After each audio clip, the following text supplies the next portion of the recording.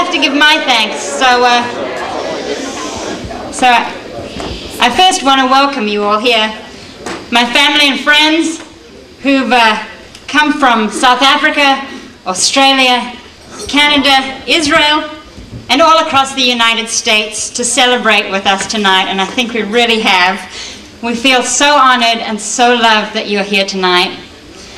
There are so many thanks to give for this perfect wedding weekend that I could never find the words to thank all of these wonderful people. So instead, I'm going to tell you why I love them and why they mean the world to me.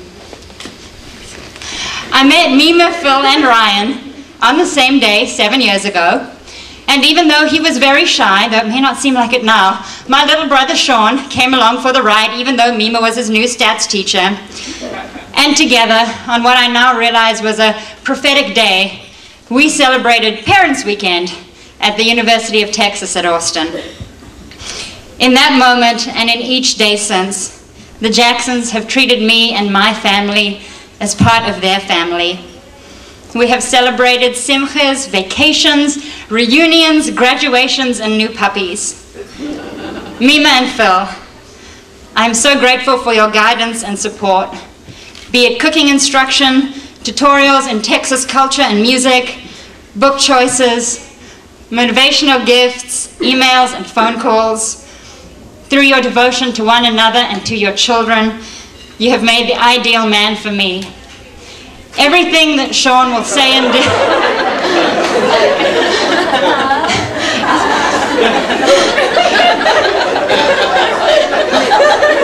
everything that Sean will say and do that reminds me of you makes me love him even more. Thank you for the home for my heart in Texas. To my parents, who have believed in me and encouraged me and made countless sacrifices so that their children could succeed. As some of you heard last night, my dad and mom love to tell the story of my first sentence. The surprise when my mom heard me string words together, love it, want it, and then point to that big pink panther. My quip back was always, and I didn't get it. But tonight, my response to love it, want it, is that I found my happy ending. Everything that I've loved and wanted is here tonight, and it's because of you.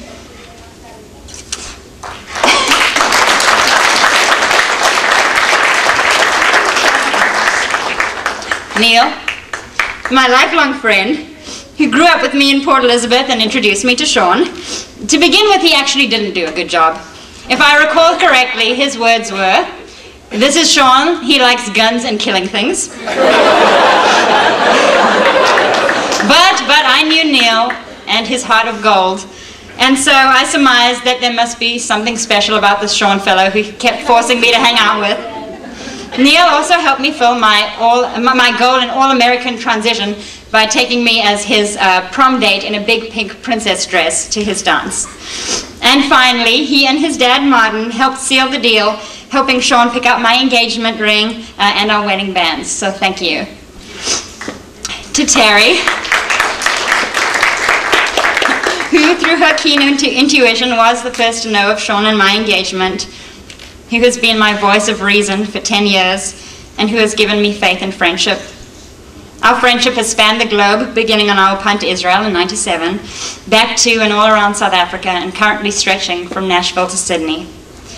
Ter, though you are my self-proclaimed bad bear, I never for a second doubted that you'd be here on my wedding night. You have remained a rock of trust and truth. I treasure every moment that I can see your face, and all the time you spend in my heart.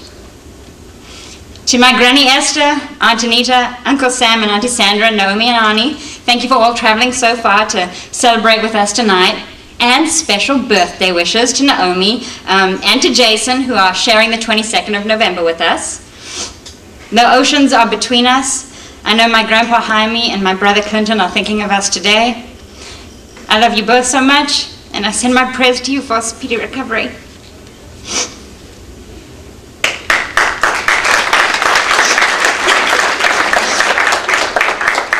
My brother Sean has been a pillar of strength for me, a person I can call day or night since he is a New Yorker, and they never sleep, to bounce ideas off or to share a funny story.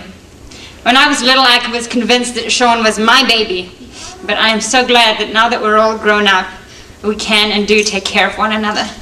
It's getting hotter and hotter.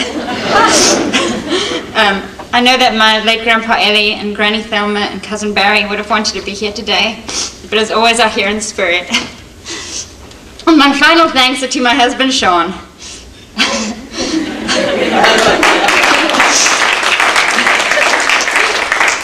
My love, you are not only my better half, but my bettering half too. When Sean and I met Rabbi Walter after our engagement, he asked us what we found special in one another. And I started talking, and I couldn't stop. And it's been months since, and my list is still growing. You are my practical dreamer. Indeed, it is the fact that you continue to surprise me with your creative, artistic talents, your generosity, your mischievous curiosity, and the passion and dedication with which you approach the people and the things that you love that drew me to you in the first place. You continue to teach me and inspire me to live and to love. Perhaps Lyle Lovett's words on this matter sum it up best. I like cream in my coffee, and I like to sleep late on Sunday. And nobody knows me like my baby. I like eggs over easy with flour tortillas, and nobody knows me like my baby. And nobody holds me, and nobody knows me. Nobody knows me like my baby.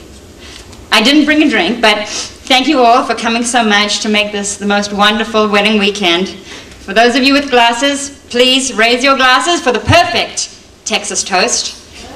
To you all.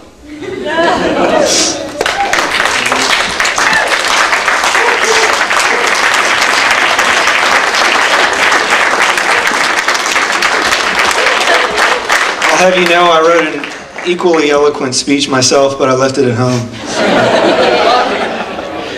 Personally, I'd like to thank the Kolnicks, David and Phyllis. You really did an amazing job with this one, and I really appreciate it.